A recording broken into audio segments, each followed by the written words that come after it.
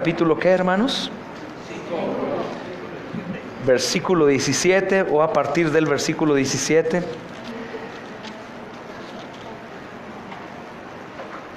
Y dice la Escritura: de modo que si alguno está en Cristo, nueva criatura es.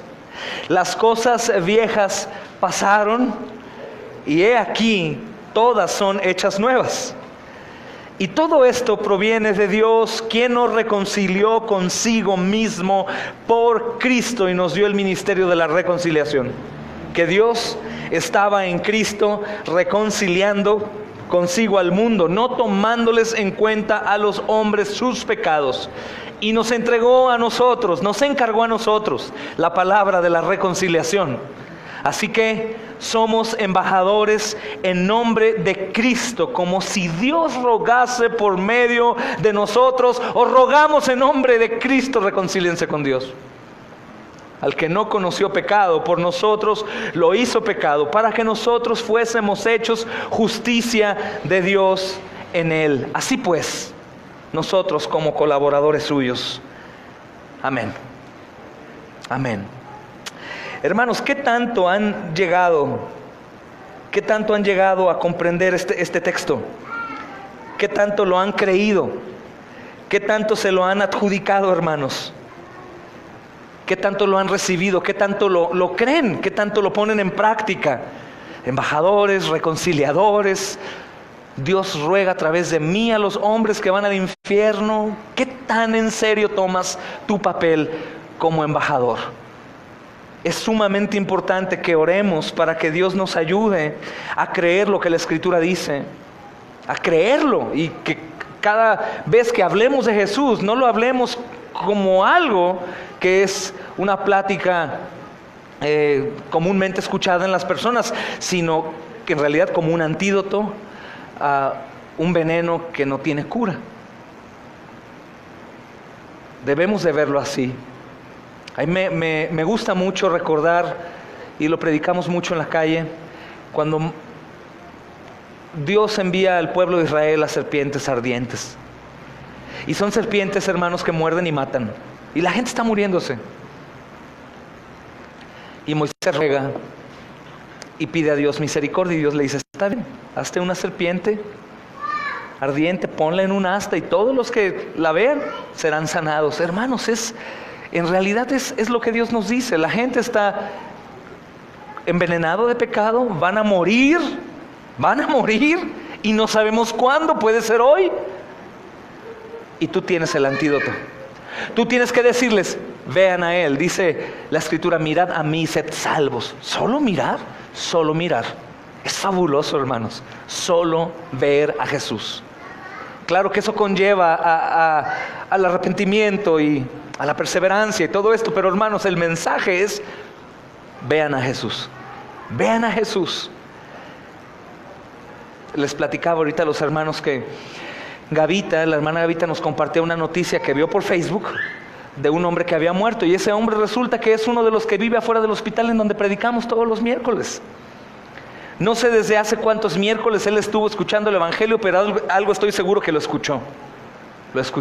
Y también de algo estoy seguro: que no depende del que quiere ni del que corre, sino del que Dios tiene misericordia. Y yo creo, hermanos, que cuando el Señor permite que personas que están muertas en sus delitos y pecados escuchen el mensaje del Evangelio, es decir, que Él mueva a sus siervos y los lleve a tal lugar, es porque el Señor tiene pueblo ahí. No hay casualidad, no es de que vayamos a un lugar y pues a ver si pega, a ver si aquí hay alguno que crea. No, hermanos. De hecho, todas las obras están preparadas de antemano para que andemos en ellas. Cada vez que vamos a un lugar o a otro a predicar, aunque nosotros echamos suertes a qué lugar vamos a ir, Dios ya sabe a qué lugar vamos a ir. Y Dios ya sabe qué personas van a recibir el Evangelio, hermanos. Es fabuloso. Hay muchos que tienen como tropiezo la doctrina de la predestinación. Y dicen: pues ya tiene predestinados, no prediques. A fin de cuentas Dios ya sabe quién va a salvar y quién no. No es la manera correcta de verlo. De hecho, es un tanto hereje esa interpretación. La doctrina correcta en cuanto a la predestinación es tener la seguridad de que en donde sea que prediquemos el Evangelio, Dios tiene pueblo y los va a levantar. Predestinados. Que Dios los conoce. Dice la Escritura que a los que antes conoció, a estos predestinó. A los que antes de los tiempos los conoce. Pastor Raúl predicaba el domingo de la perla de gran precio. Y uno dice, pues miserables, basura que salen del estiércol o de gran precio. Hermanos, es que la perla de gran precio es así porque el Padre se los dio a Jesús desde antes de que el mundo fuera. Y Él vino por los que le dio. Eso dice Juan 17. Vine por los que del mundo me diste. Por eso somos de gran precio, no porque en nosotros mismos exista algo que nos dé un valor como para decir que somos una perla de gran precio, como mucha gente piensa. Es que Dios me ama porque yo soy tan bueno, yo me esfuerzo tanto, soy tan hermoso, Él me hizo hermoso, soy hijo del rey. No, doctrina equivocada. La Biblia dice que somos miserables, que somos como nada, considerados como humo. Entonces, ¿dónde se le puede ver la hermosura a un ser como yo? En Cristo Jesús. Y Cristo Jesús nos nombra como algo valioso porque el Padre se los dio. ¿Por qué Cristo vino a salvar personas como nosotros? Porque el Padre se los dio. ¿Y porque Él ama al Padre? Y el primer motivo de la salvación no eres tú, es Él mismo. Y su gloria. Eso es lo hermoso, hermanos, de los Mefibosets como tú y como yo. Bendito sea Dios. Entonces, la doctrina que estamos estudiando, hermanos, es sumamente importante. Quiero preparar un poco el estudio en cuanto a dónde fue a Jesús cuando murió. Que alguien me decía, ¿pero realmente crees que en la iglesia las personas se pregunten en realidad y les quite el sueño a dónde fue Jesús? Yo pienso que no, hermanos, no es sano porque para empezar el Señor mismo no aclara bien a dónde fue o a qué fue. Y hay muchos textos que nos pueden llevar a una mala interpretación. Algunos piensan que fue al infierno y ahí pagó. Eso es una locura porque Él pagó ¿en dónde? En la cruz. Y ahí se acabó y quedó por satisfecho. Algunos piensan que fue a la nada, al limbo, a ningún lugar. Algunos otros pensamos que fue a un lugar en donde está la presencia de Dios y todos los santos que esperaban en Él, que le podríamos llamar el lugar de descanso, el paraíso por el simple hecho de que está la presencia de Dios, o el mismo cielo, ¿no? Aunque yo sé que sucedieron cosas cuando el Señor Jesucristo ya pagó. Aquellos que estaban salvados a crédito fueron salvos ya por completo. Se pagó lo que se había prometido, hermanos. Y cosas sucedieron. Pero es un tema muy complejo que ha causado mucha división, pero que es importante verlo a la luz de la Escritura y decir, amén. Si el Señor lo dice y no lo deja muy claro, pero la Escritura nos puede interpretar la misma Escritura, pues no lo entiendo muy bien, pero proviene de Dios y gloria a Él. No hay ningún problema. Hay un texto que nos dice la Escritura en Lucas capítulo 23 versículo 46 para cerrar con este tema. Entonces Jesús en la cruz, hermanos, 23:46 de Lucas. Entonces Jesús en la cruz, clamando a gran voz, dijo: Padre, en tus manos encomiendo mi espíritu. Y habiendo dicho esto, expiró. Entonces, ¿a dónde fue el espíritu del Señor? Al Padre. Y con eso nos basta, hermanos. Al Padre. Fue al Padre. Amén. El tema de hoy, hermanos, va a ser de suma importancia. Y mi esposa se preguntaba, ¿por qué Dios nos está hablando tanto de este tema de la resurrección? Y así se llama el nuevo capítulo que vamos a empezar a estudiar, Cristo ha resucitado. Y yo le contestaba a mi esposa que creo lo siguiente: creo que si Cristo no ha resucitado, somos los más dignos de lástima de todos los seres humanos. Si Cristo no resucitó, tus pecados y los míos aún no han sido perdonados, y si morimos hoy vamos a ir al infierno. Si Cristo no ha resucitado, nuestra fe es vana. La Escritura no es la palabra de Dios, hermanos. Pero Cristo resucitó. Cristo resucitó. Ahora, yo comentaba con mi esposa, hermanos, porque entramos en esa plática, y comentaba y bueno, pero yo sé que Cristo resucitó. De hecho, si yo te pregunto, ¿crees que Cristo resucitó? Dices, sí, amén. Pero manifiestas creer que Cristo resucitó. Y ahí es en donde puedes detenerte y decir, en verdad creo que no. Entonces, la Biblia dice, nos indica que una fe verdadera va a manifestarse por obras. Y no me refiero a obras de buenas obras de ir al hospital, como vamos, a la calle, a la cárcel, a donde sean. No ese tipo de obras, sino de una respuesta manifiesta a través de mis acciones. Es decir, si nosotros creemos que Cristo resucitó, también creemos que nosotros vamos a resucitar. Y si creemos que Cristo resucitó y que nosotros vamos a resucitar, sabemos que un día lo vamos a ver cara a cara. Cara a cara, hermanos. Vamos a conocer al Dios Todopoderoso en la faz de Cristo. Y vamos a estar a Él. Es el estudio que les daba yo el domingo, previo al sermón del pastor Raúl. O sea, yo sé que no tenemos nada que ofrecer para que Él nos salve, pero sí sé que tenemos una tarea que llevar a cabo, que tenemos que cumplir, porque Él, no porque es mi Salvador, ya no va a ser mi Señor. No porque es mi Salvador, yo no voy a estar me voy a presentar delante de Él ante el tribunal de Cristo. Voy a presentarme. Y creo que la mentalidad más torcida en un cristiano que cree en la resurrección es decir, bueno, pero ¿qué importa si yo ya soy salvo? Yo ya soy salvo, ¿qué tiene, hombre? La gloria es de Él, no mía. ¿Yo para qué hago? No importa, Él ya pagó por mí. No es por obras, es por gracia, sí, hermanos. Pero la realidad que un verdadero hombre o mujer que cree en la resurrección es lo último que va a declarar. ¿Qué importa? Yo ya soy salvo, no pasa nada.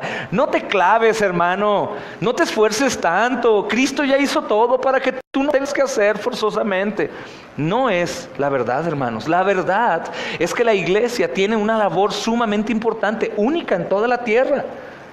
Hermanos, nosotros no podemos tener una visión ecuménica de la obra de Cristo y decir, bueno, los católicos aportan un poco, los testigos de Jehová aportan otro poquito, los mormones otro poquito, los cristianos pentecostales unicitarios, que son los que creen que Jesucristo es del Padre y el Espíritu Santo, que no hay Trinidad, también aportan. No, hermanos.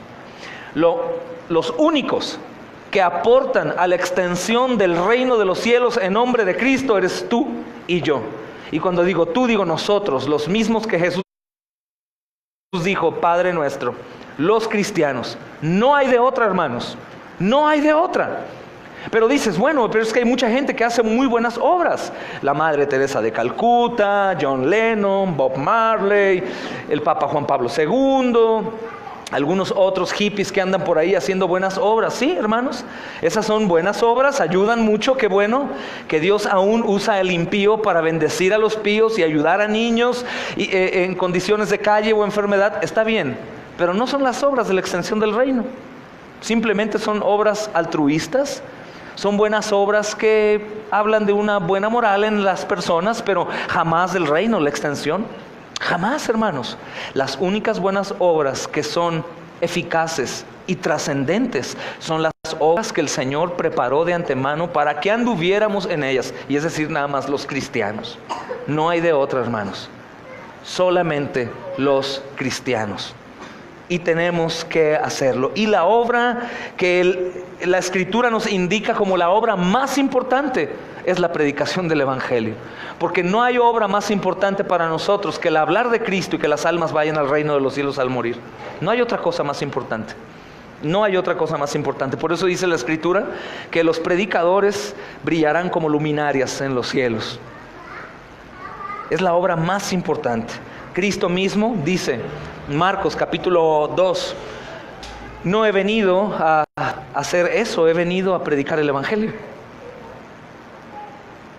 Sí, hice muchas obras, sané gente, saqué demonios de las personas, levanté muertos, pero Pedro, es necesario que vayamos a la otra aldea a predicar, que para eso he venido. Predicar el Evangelio es la obra más importante. Ahora, ¿por qué digo esto, hermanos? La siguiente declaración que estoy a punto de mencionar frecuentemente se usa para resumir la plenitud del mensaje del Evangelio.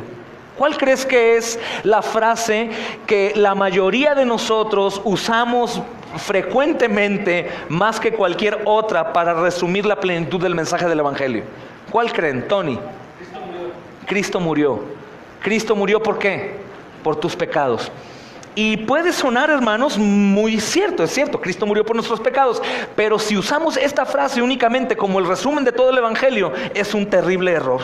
De acuerdo con 1 Corintios 15, que les pido me acompañen, el Evangelio de Jesucristo no es solo que murió por nuestros pecados.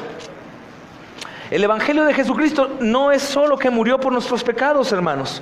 Dice el versículo 1 al 4: además os declaro, hermanos, el Evangelio que os he predicado, el cual también recibieron, en el cual también perseveran, por el cual asimismo, si retienen la palabra que os he predicado, sois salvos. Si no, creéis en vano.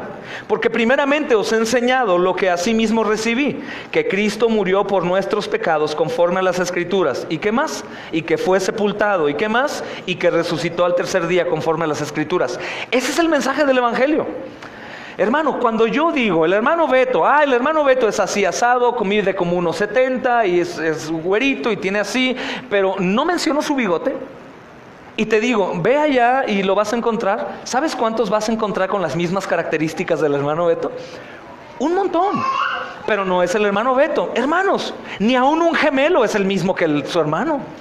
Son casi iguales, pero no idénticos.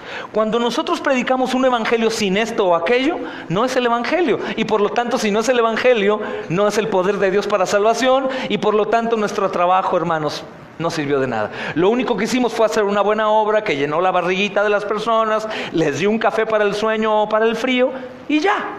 Pero imagínate, trapos de inmundicia. Y ya.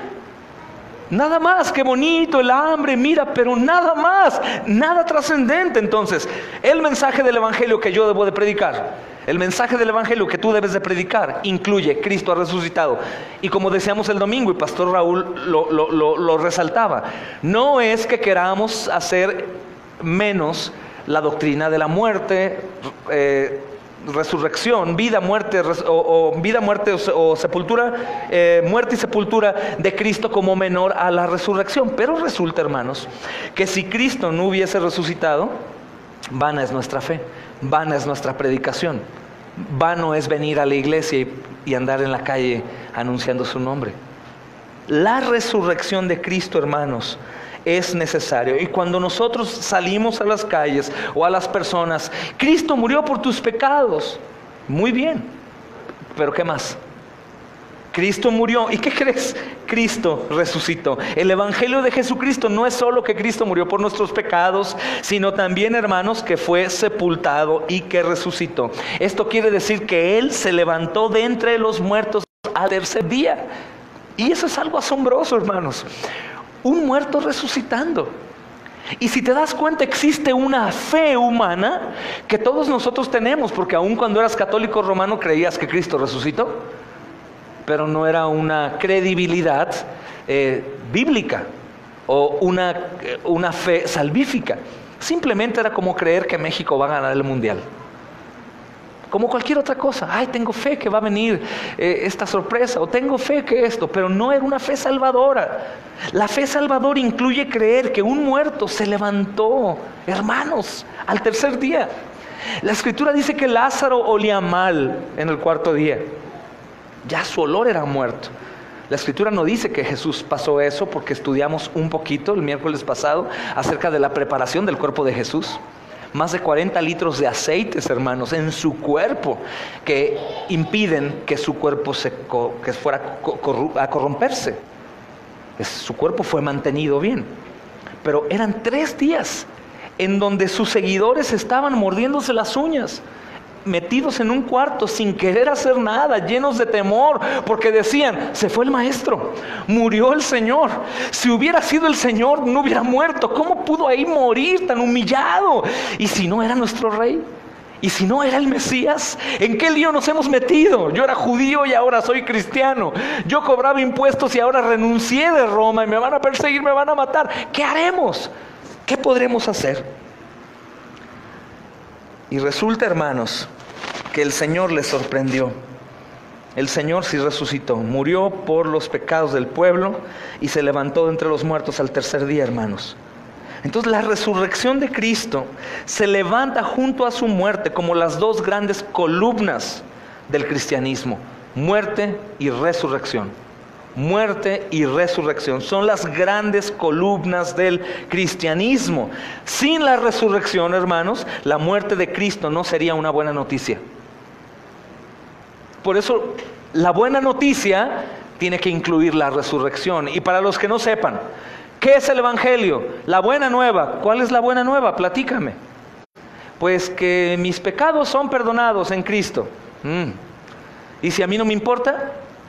¿Y qué tal si soy ateo? ¿Por qué va a ser buena noticia para mí? ¿O qué tal si ni conozco a Jesús? ¿Qué tal si qué? ¿A mí qué? Hermanos, la buena nueva es buena nueva porque habla de un Dios todopoderoso que se encarna, nace de una virgen para empezar. Nace de una virgen. Vive una vida completamente perfecta, llena de obediencia, muere, estaba anunciado, cumple. Es sepultado, estaba anunciado, se cumple. Resucita, estaba anunciado y se cumple.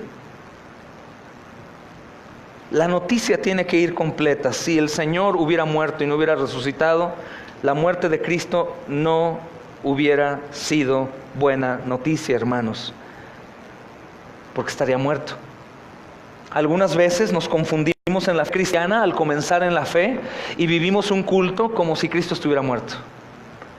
Y participamos de la cena del Señor y parece que Cristo está muerto. ¡Oh, dolor! Sí, está bien. Nos tiene que doler, murió por nuestros pecados, pero el Señor resucitó. Entonces, en lugar de vivir a la luz de la oscura, la poca luz de la oscura sombra de la muerte de Jesús, tenemos que vivir a la luz incandescente de la resurrección.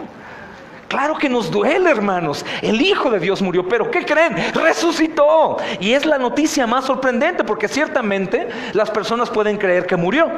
Todos morimos, pero no todas las gentes piensan que hay resurrección. La resurrección es la noticia más asombrosa. ¿Cómo que resucitó? ¿Cómo que un muerto resucitó? ¿Cómo que resucitó? Es imposible. Resucitó el Señor, hermanos. Y obviamente la resurrección de Cristo es muy distinta a todas las resurrecciones que llegaron a suceder. La Escritura habla que cuando Él resucita, muchos resucitaron con Él también, que era solo una sombra de lo que había acontecer. Pero sabes que esos hombres volvieron a morir. Murió, pero Jesús no, hermanos. Se resucitó. El saber que Jesús resucitó es confirmar que Él tiene un cuerpo y que no lo vamos a ver como una niebla o como un ángel así blanco transparente o brillante. No, lo vamos a ver cara a cara como un hombre. Un cuerpo glorificado, hermanos, que no va a morir. No sé si hay un corazón, sangre de por medio, no lo sé, pero tiene carne. Es un hombre. Un hombre se encarnó para quedarse en carne, hermanos. Dios Hijo. Y es algo asombroso, hermanos. Sin la resurrección, la muerte de Cristo no es una buena noticia. Ahora es importante recordar esto. A veces creemos que debemos de luchar para que la gente crea.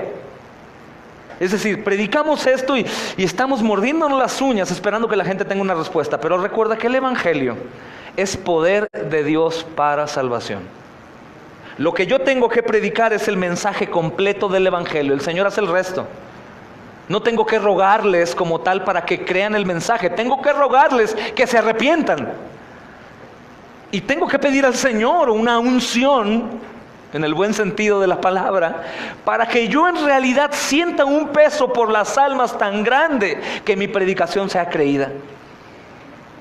Que haya una pasión que pueda verse en los hombres sin falsedad, sin una mala intención o una actuación. Señor, ayúdame para que en realidad yo sea un objeto tuyo, que me uses como tú desees, a fin de que las personas escuchen libremente el Evangelio.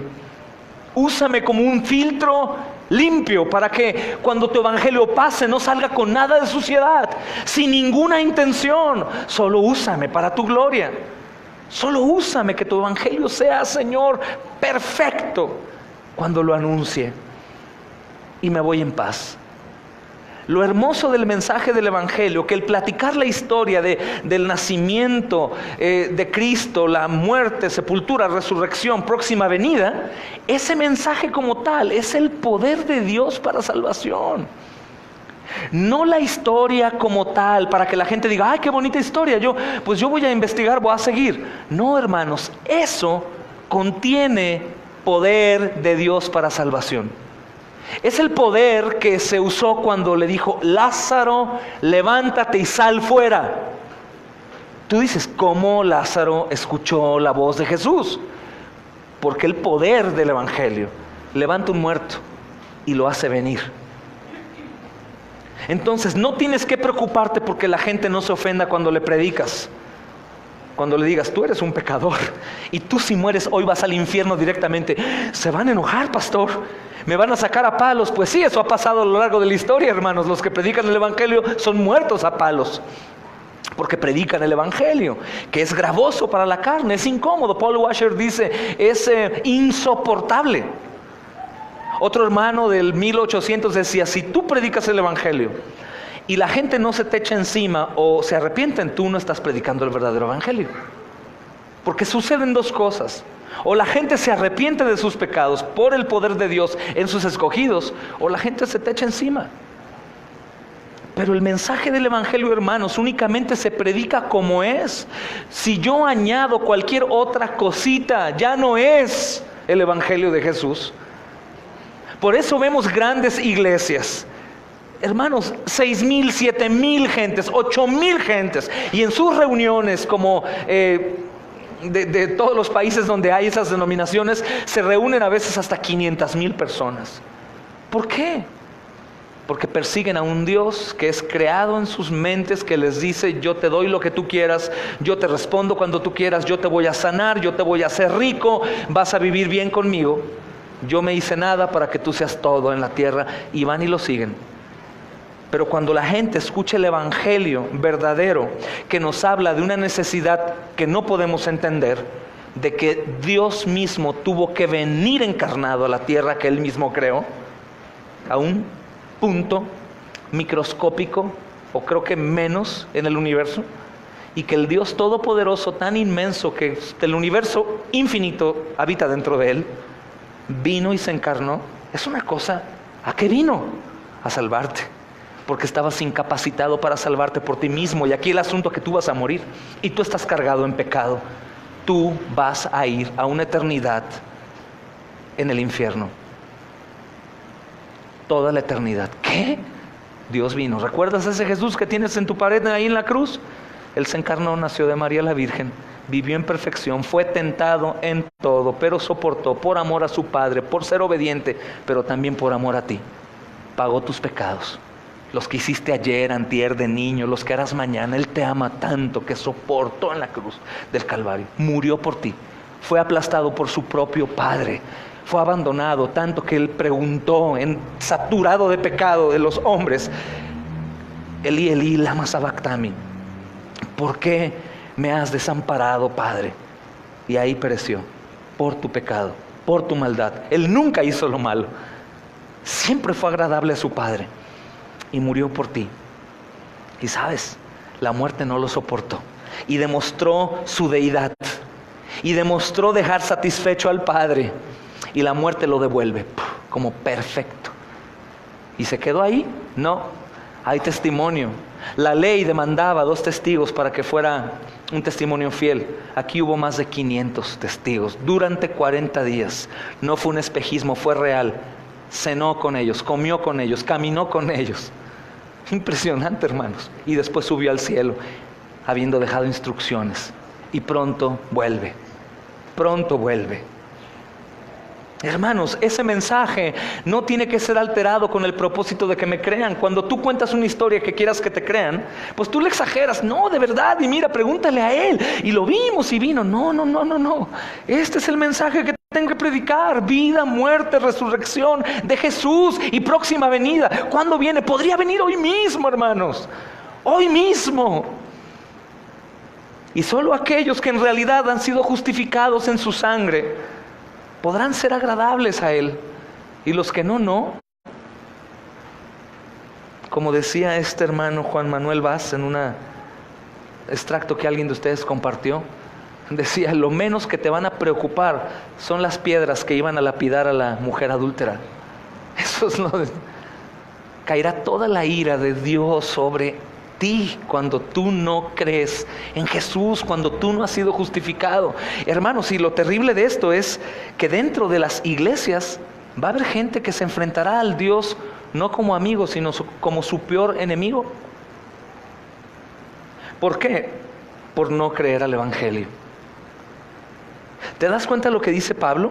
Miren qué importante es la responsabilidad una vez que escuchamos la luz.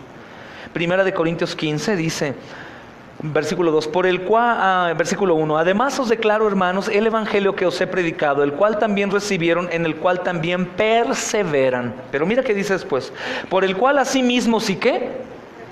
Si retienes la palabra que te he predicado, sois salvos. Si no la retienes, tú creíste en vano. O sea, fue tu fe inicial. ¿Recuerdan que enseñaba acerca de la fe, que es como en dos partes? La fe inicial es la fe que nos lleva a venir a la iglesia, escuchar el mensaje, leer una Biblia. Pero la fe salvífica es una vez que yo en realidad en el proceso del ordo salutis, de la salvación, yo fui confirmado, adoptado y ya no hay vuelta atrás. Aunque me equivoque, me pierda, aunque caiga en pecado, aunque haga cosas que no debo de hacer, soy adoptado, hijo amado, y nunca nadie jamás me podrá arrebatar de su mano. Pero he manifestado frutos de salvación. Le he dicho a Santiago, es que tú has visto que yo ya tengo obras para que tú confirmes mi fe. Santiago dice, evidentemente. Pero aquellos que no, hermanos, son aquellos que están en la fe inaugural, que no han dado un fruto, que no se han arrepentido en realidad, que no les importa mucho hacer lo que su Señor dice y que únicamente quieren a Cristo. ¿Para qué crees? Para no ir al infierno. Hombre, ¿quién quiere tomar veneno y morir? No, ¿quién quiere ir al infierno? Yo no. Entonces, ¿qué hacemos? Jesús, ay, qué bueno, Jesús me salvó del infierno. Cuando los verdaderos creyentes han llegado a declarar, Señor, yo prefiero irme al infierno a tener algo que ver con tu horrenda muerte en la cruz. Preferiría, Señor, que yo me fuera ahí a saber que tú moriste por mí. Y normalmente esas personas son las que dan fruto. Pero aún con esos el Señor tiene misericordia. La más grande declaración de esperanza que jamás se ha hablado por cualquier lengua mortal o angélica, hermanos, es Cristo ha resucitado. Su resurrección fue y es la gran prueba de su deidad. Si Cristo no hubiera resucitado, diríamos Cristo no es Dios. Es el mensaje más negado en el mundo. Pero los grandes estudiosos mundanos saben que Cristo resucitó, hermanos. Saben que Cristo resucitó, pero ellos niegan que es Dios. Ellos saben que ese hombre, profeta, maestro, lo que sea, resucitó. ¿Por qué? Porque hay pruebas. Hay pruebas porque es un evento histórico. La historicidad, hermanos, es una palabra sumamente importante en esta doctrina de la resurrección. Historicidad. El diccionario Webster define historicidad como la cualidad de ser histórico, especialmente distinto a lo mitológico o legendario. Dice un hermano en otra definición de esto, la resurrección de Cristo es tan cierta como que el muro de Berlín cayó. O sea, observacional. No es algo que creo, que probablemente, sino que hay testimonios de gente no creyente que Cristo resucitó. Y estudiábamos un poco, ¿recuerdas? Poncio Pilato con sus guardias, hermanos, los fariseos se dieron cuenta que Cristo resucitó. Se dice que en sus Biblias ellos han quitado Isaías 53, porque saben que todo aquel que lo lea va a saber que habla de Jesús y que Jesús es Dios y que ellos colaboraron en la muerte. Aunque ese mismo capítulo los limpia de toda culpa, porque el mismo capítulo 53, versículo 10 dice, con todo eso su padre quiso quebrantarlo, sujetándolo a padecimiento. Es decir, con toda libertad puedes decir, Jesús fue muerto a manos de su padre. No tienes que tener miedo al decir eso. Pero Dios mata, sí, claro, hermanos. Claro. Pero sin pecado. ¿Por qué? Simplemente Él borra. ¿Por qué? Porque Él es el creador. ¿Qué acaso vamos a decirle a Dios qué haces cuando le dijo a Moisés, Moisés, quiero que tú y Aarón maten a espada a mujeres, hombres y niños que adoraron ese ídolo? ¿Tú crees que le vamos a decir algo a Dios porque Él pasa su espíritu y se lleva todos los primogénitos de un pueblo, niños? Diríamos tú y yo nuestra justicia, pero son inocentes. Son niños inocentes, ¿qué culpa tenían? Pero esta es la más grande declaración, hermanos. Obviamente la gente que se dice atea, que no tienen ni el mínimo sentido el por qué son ateos, sino son ateos porque el papá murió, porque se divorciaron, porque hubo un dolor en su familia. Entonces ellos se enojan con el Dios soberano y dicen, ¿por qué me hiciste esto? Ahora ya no creo en ti. Es como el devocional del domingo en la mañana. Te echo de mi casa. Sé que me estás viendo, pero no quiero creer en ti. Es una locura. Algún día van a creer, hermanos, y va a ser muy tarde. Como dice algún hermano, en el infierno no hay ateos. No hay ateos. Hermanos, es impresionante. Cristo ha resucitado. Su resurrección es la gran prueba de su deidad, la vindicación de su persona. Y lo mejor para nosotros, hermanos, la garantía de que Dios ha aceptado su muerte como pago por tus pecados y por los míos. ¡Wow! Por eso el apóstol Pablo dedica este capítulo a hablar de eso.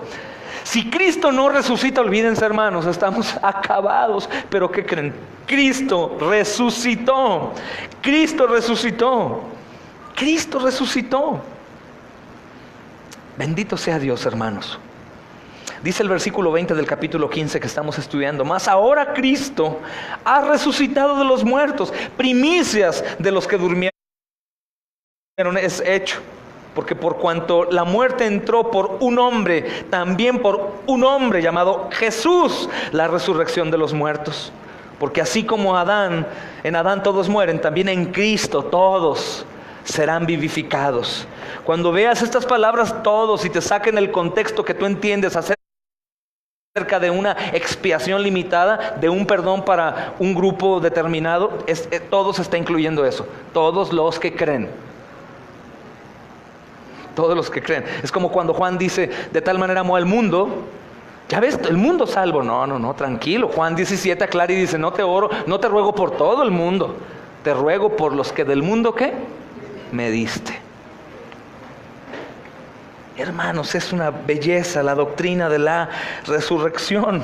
Y ahora que mi esposa y yo platicábamos de esto y vimos que tengo unas semanas hablando de la resurrección, y luego llega Pastor Raúl sin ponerse de acuerdo conmigo, aunque platicó que iba a predicar, habla de la resurrección.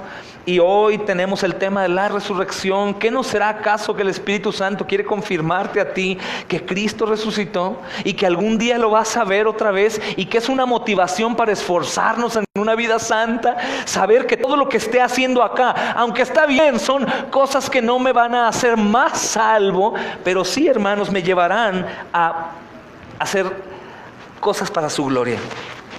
O sea, me llevará, hermanos, a demostrar que en realidad creo que el Señor ha resucitado y lo veré algún día.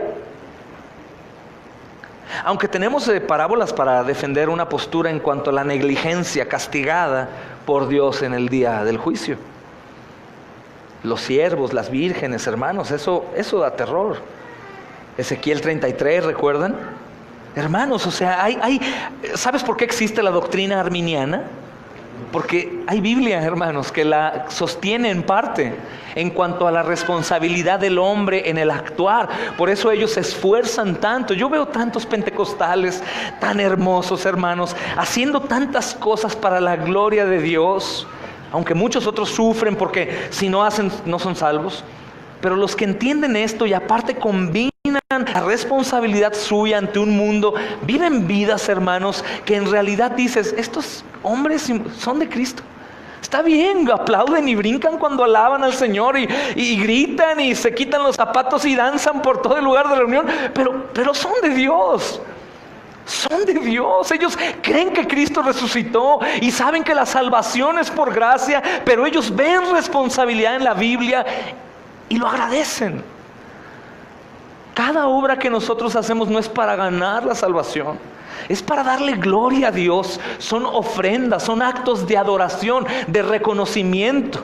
Pastor Sugel, en una predicación de Marcos, no recuerdo qué capítulo, dice, hermanos, ¿ustedes creen que sea malo hacer muchas cosas para la gloria de Dios y que en la eternidad podamos entregarle esas coronas a Él. No es malo. ¿Es malo desear hacer más que otros en el reino de los cielos? No es malo. Es malo hacerlos por los motivos equivocados, vanagloria y esas cosas. Pero no es malo desgastarte tu vida para la gloria de Dios. No es malo desvelarte orando. No es malo salir a predicar a tiempo y fuera de tiempo. No es malo predicarle a cada persona el evangelio que te encuentres en un lugar. No es malo. No es malo, hermano, quitarte tus zapatitos, regalárselos a alguien y decirles: mira, el Señor Jesús dio su vida, que yo no te daré. No es malo, es bueno. Malo es saber que Cristo ha resucitado, que lo veré una vez y no haga absolutamente nada. Eso sí es malo. Hermanos, Cristo resucitó. Esa es la prueba y nuestra garantía, hermanos. Hay pocas doctrinas de la Escritura que sean más importantes que la resurrección. Y ninguna, hermanos, que haya sido tan atacada por el mundo incrédulo, por los grandes sabios. Los griegos lo que más atacaban de Pablo era eso, que Pablo predicaba la resurrección, y los griegos decían: ¡qué loco! Los griegos pensaban que podían morir porque su alma era libre y flotaba y andaba en el cosmos y esas cosas, y no creían en esto. Y de hecho, persona que no crea en la resurrección, aunque diga que cree en Jesús que murió, no será salva, hermanos. Hay que creer en la resurrección. ¿Cómo comprobamos la fe salvadora en alguien, hermanos? Por sus frutos. Entonces, ¿cómo comprobamos si nosotros creemos en la resurrección? Por nuestros frutos. Veremos a Dios, hermanos. Lo compartí el domingo, o sea, veremos a Dios y Dios nos dirá: yo te vi cuando nadie te vio. Yo vi lo que hiciste. Vi que pecaste y que te escondías y que volteas a un lado a otro, pero se te olvidaba voltear arriba, campeón. Pero también vi todo lo que hiciste. Les decía el domingo: vi lo que hiciste, vi en la manera en cómo ayudaste a este hermano, vi cómo orabas tanto por lo mismo, vi cómo te aferrabas a predicar, vi cómo te aferrabas a estudiar, vi las cosas que dejaste para la gloria de mi nombre, vi cómo sufriste, todo vi. Algún día Tony daba un mensaje de esto y se me quedó marcado, que decía: hasta ese momento llegaremos y dirá: hijito, bienvenido, ahora sí, felicidades, ven a los brazos de tu padre, ya estás en casa, ahora sí. ¿Cómo decías? ¿Cómo esperamos que aquí se nos dé algo si esta no es nuestra casa? Este no es nuestro lugar de reposo, hermanos. Cuando lleguemos con Él, cuando resucitemos juntamente con Él, todas las cosas que aparentemente no valían la pena o pasaban desapercibidas serán manifiestas. Todas las cosas, hermanos. La credibilidad del cristianismo y la salvación de aquellos que creen descansa en esta doctrina. Es decir, los hermanos que están sirviendo al Señor en todo el mundo, que sirven en realidad, que dedican sus vidas y que confían, que dejan empleos y todo eso, lo que conlleva todo esto, lo hacen porque creen que Cristo resucitó. No únicamente porque Cristo vino y murió, porque eso sería muy terrible, hermanos. O sea, murió, murió. Es el mismo sentir que tenían los apóstoles cuando Cristo muere, encerrados en un cuarto. Y siempre las mujeres saliendo a flote, más valientes, yendo a las misiones. Aún cuando Pedro es encarcelado y sale de la cárcel, quien va y abre la puerta es una mujer. Los hombres son medio miedosos, hermanos, y las mujeres ahí están. Pero, hermanos, todas las cosas que suceden a través de la iglesia cristiana, cada misionero que es capaz de entregar su vida, cada hermano que renuncia a sus trabajos y se dedica al servicio del Señor, lo hace porque sabe que su Señor resucitó. No está muerto, está vivo. Por eso es muy sano pensar en la muerte y compungirnos. Pero es mucho más sano para mi vida espiritual, para mi alma, saber y recordar que Cristo resucitó. Está vivo, solo piensa en eso, está vivo. Y aparte es omnisciente, es omnipresente, es todopoderoso. Y es un evento histórico, hermanos. El reporte de la venida del Hijo de Dios registrado en los 4 evangelios, hermanos, Mateo, Marcos, Lucas y Juan, difiere en gran manera de la mitología, en el sentido de que fue un evento que realmente ocurrió en el contexto de la historia humana. El Hijo de Dios, hermanos, realmente vino a nuestro mundo en un tiempo y un lugar específico. Y Él fue una persona real e histórica. Real e histórica. Y el reporte de su vida fue registrado por escrito por aquellos que le conocían y atestiguaron de su vida y enseñanza. Los evangelios, hermanos, gente que lo vio. Para ellos la resurrección de Jesucristo no fue un mito o un evento espiritual. Fue una realidad histórica, una locura. Solo imagínate personas como tú y como yo, con corazón, con su cerebro, sus ojitos, su boquita, su hambrita, iguales a nosotros, que de pronto muere un hermano y entra resucitado aquí. ¿Te das cuenta que es tan importante que aunque la Biblia no dice cómo surge el cambio como tal, una vez que Jesús se le aparece resucitado a los apóstoles, la vida de ellos cambia por completo? Jamás vuelven a negarlo más, hermanos. Dudan, tienen sus momentos de flaqueza, sobre todo el apóstol Pablo, que le fue como campeón con tanto vituperio que él padeció a causa de Jesús, que él en alguna de sus cartas dice a los corintios que en realidad sintió que el Señor ya lo había abandonado, de cómo estaba pasándola, pero ellos estaban dispuestos a todo ya. A partir de ese evento, hermanos, es que el Señor Jesús es una persona real. Y para ellos la resurrección de Cristo no es un mito, ellos lo vieron. ¿Recordamos Juan? Primera de Juan. Siempre uso ese texto cuando mis ánimos caen un poco. Y de verdad que me imagino a este anciano, hermano, hermoso, dedicado a la obra de Dios, diciéndome en un tono desesperante: hey, hermanito Charlito, hermanito, no es mentira, es verdad, lo que era desde el principio, el verbo, lo que hemos oído, lo que hemos visto con nuestros ojos, lo que hemos contemplado y palparon nuestras manos, tocante al verbo de vida, porque la vida fue manifestada. La vida fue manifestada y la hemos visto y testificamos y os anunciamos la vida eterna, la cual estaba con el Padre y se nos manifestó. Lo que hemos visto y oído, eso os anunciamos, para que también vosotros tengas comunión con nosotros. Y nuestra comunión verdaderamente es con el Padre y con su Hijo Jesucristo. Estas cosas os escribimos, ¿para qué, hermanos? Para que tu gozo sea cumplido. Para que el gozo sea cumplido. No, hermanos, si nosotros vivimos bajo este pensamiento, Cristo resucitó, voy a ver al Señor, vale la pena lo que estoy haciendo, tengo que esforzarme más para su gloria, hay más hombres que tienen que conocer este mensaje. Hermanos, las cosas cambian. Las cosas en tu vida y en la mía cambian. Por eso el viernes predicaba acerca de la exhortación de Pablo a Timoteo. Y entre tantas cosas le dice: recuerda a Cristo resucitado. Esperaríamos que le dijera otra cosa, ¿no? Él es fiel, nunca te va a dejar. A la hora de la hora Él va a llegar, te va a proveer lo que tú necesitas. No, Timoteo, échale ganas, Él está contigo. No, Timoteo, vas a pasar por las cosas peores que puedas imaginar. Vas a ser martirizado. Timoteo, aún los cercanos a ti van a traicionarte. La vas a pasar realmente mal. Pero acuérdate que Cristo resucitó. ¡Wow!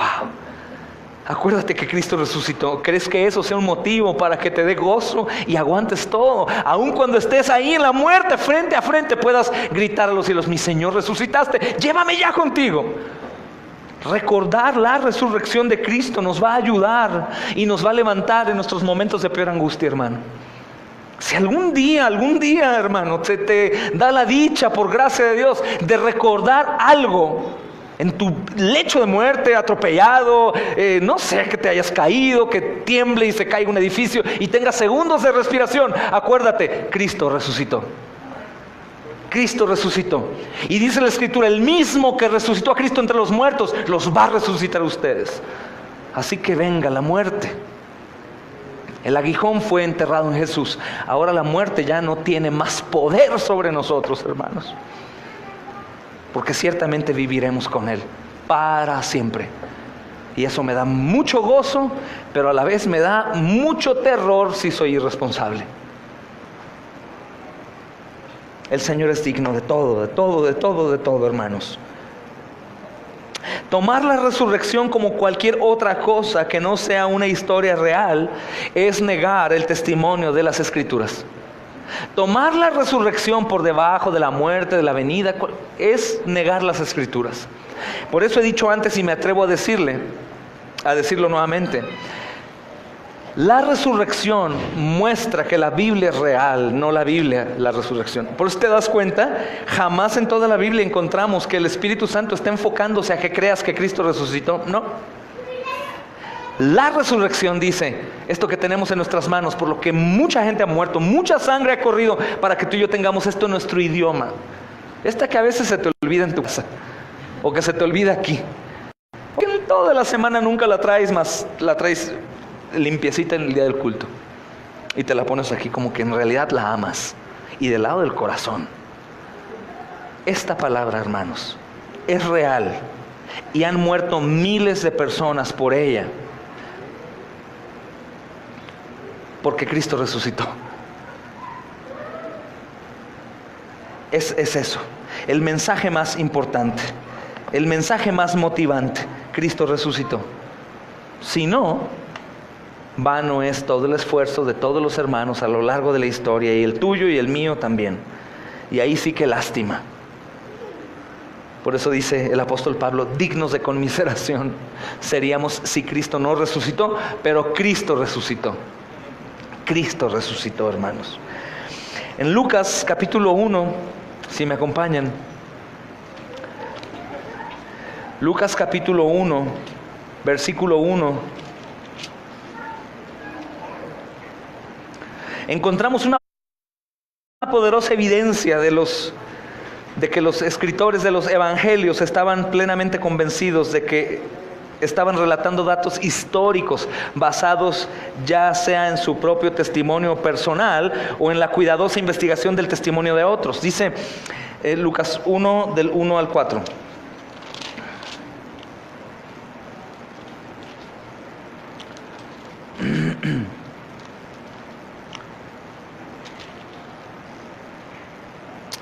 Lucas 1, 1 al 4. Puesto que ya muchos han tratado de poner en orden la historia de las cosas que entre nosotros han sido ciertísimas, tal como nos lo enseñaron los que desde el principio lo vieron con sus ojos y fueron ministros de la palabra, me ha parecido también a mí, después de haber investigado con diligencia todas las cosas, he investigado con diligencia todas las cosas desde su origen, escribírtelas por orden, oh excelentísimo Teófilo, para que conozcas bien la verdad de las cosas en las cuales has sido instruido.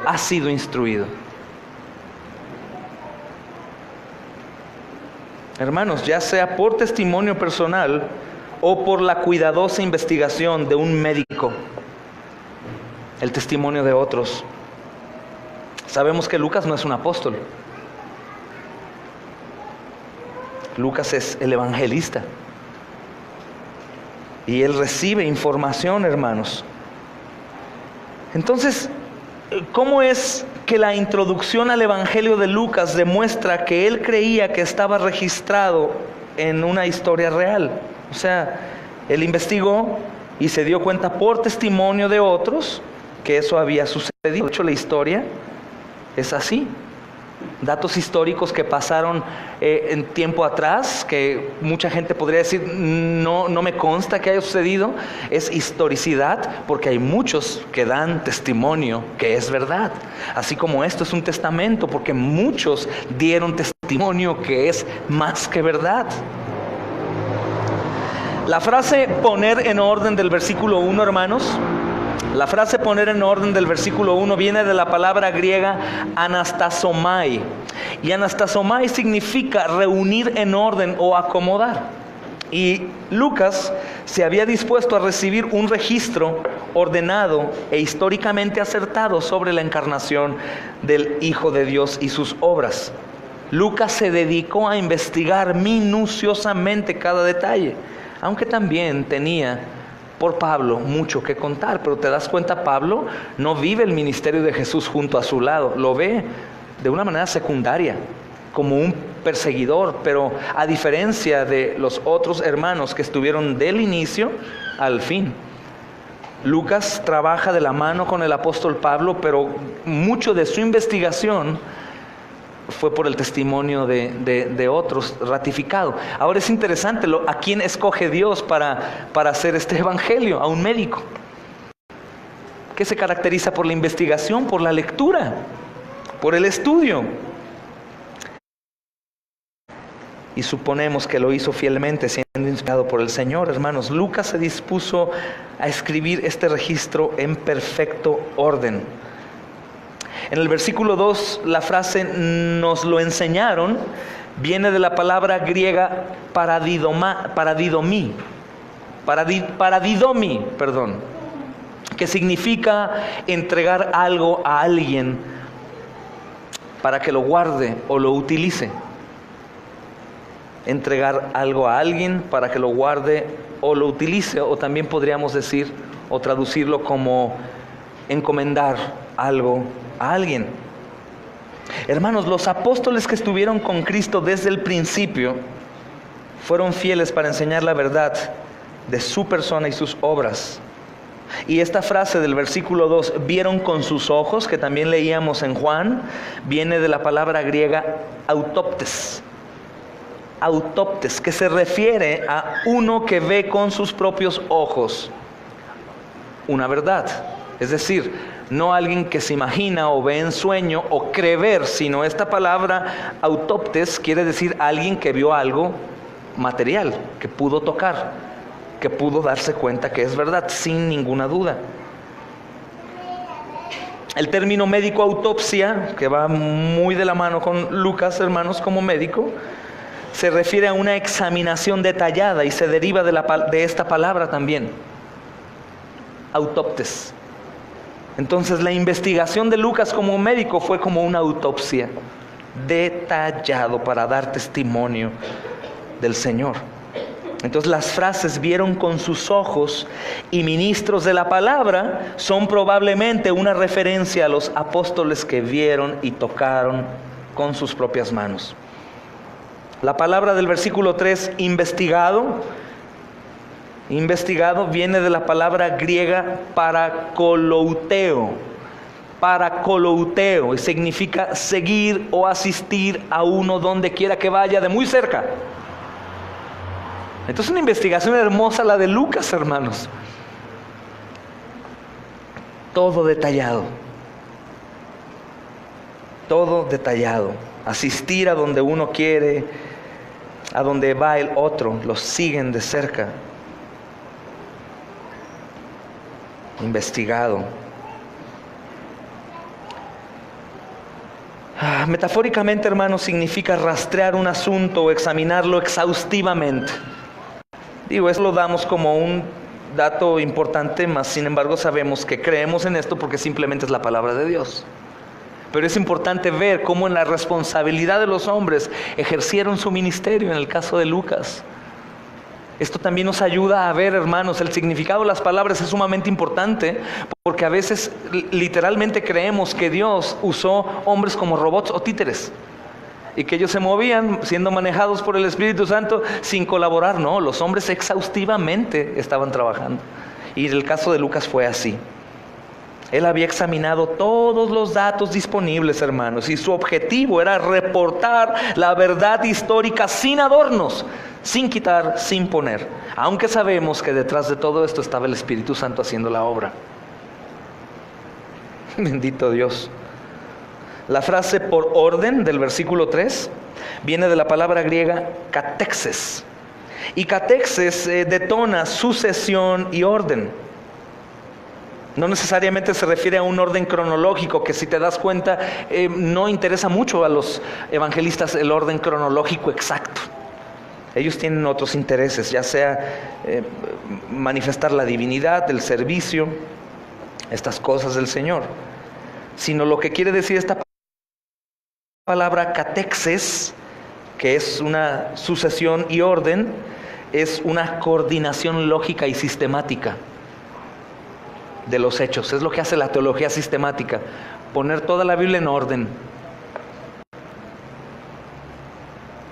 orden perfecto, porque sabemos que todo lo que el Señor hace es perfecto.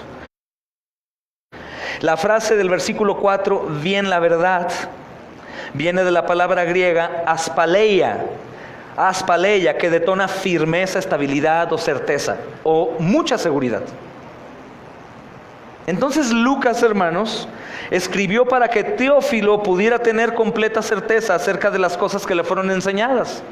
O sea, ¿por qué te digo todo esto? Porque en el griego la carta iba escrita con palabras que iban a indicar a la persona que recibía la carta que el médico Lucas hizo una investigación como cuando hacía una autopsia de un muerto. Perfecta. Teófilo la vio y dijo, ¿por qué? Porque recuerda que Teófilo no era como tú y como yo, que sabía que la escritura que estaba leyendo en ese momento era inspiración divina.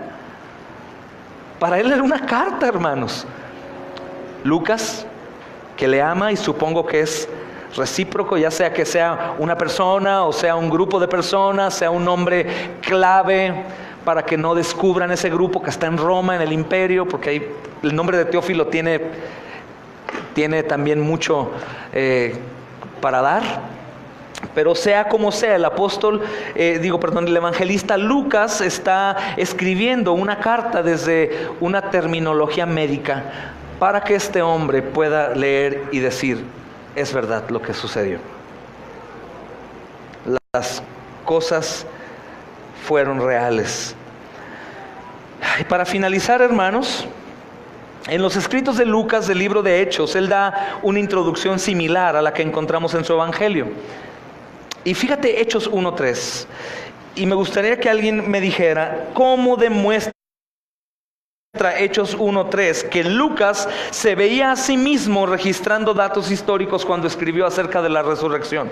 ¿Cómo Lucas se veía a sí mismo, hermanos, cuando estaba escribiendo acerca de la resurrección? Lucas capítulo 1, versículo 3. A quienes también, después de haber padecido, se presentó vivo con muchas pruebas indubitables, apareciéndoseles durante 40 días y hablándoles acerca del reino de Dios. ¿Cómo demuestra Lucas, hermanos? ¿Cómo demuestra que Lucas, veía a sí mismo registrando él los datos históricos cuando escribe la carta de la resurrección? Es sumamente importante. Dice la última porción, hablándoles acerca del reino de Dios, del reino de Dios. La frase pruebas indubitables viene de la palabra griega tekmerion. Tekmerion, que también puede ser traducida como evidencia sólida o indicaciones evidentes. Hay 13 apariciones después de la resurrección registradas en el Nuevo Testamento, hermanos.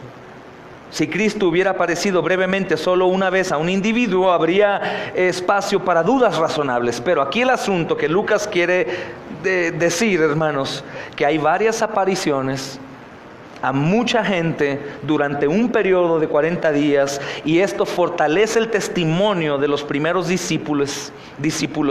Entonces, la frase hablándoles acerca del reino de Dios es extremadamente importante en esta pequeña declaración de Lucas, hermanos, porque Cristo no simplemente apareció y desapareció.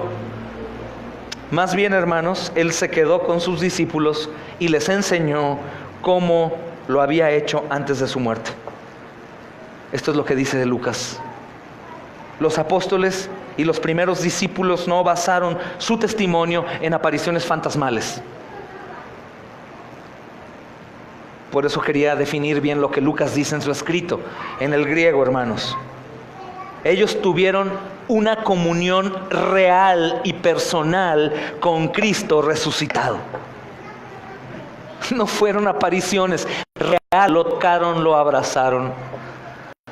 Aún dice la primera aparición que metieron el dedo a sus heridas. Cristo resucitó, hermanos. Alabado sea el Señor. Oremos y dejaremos pendiente el estudio.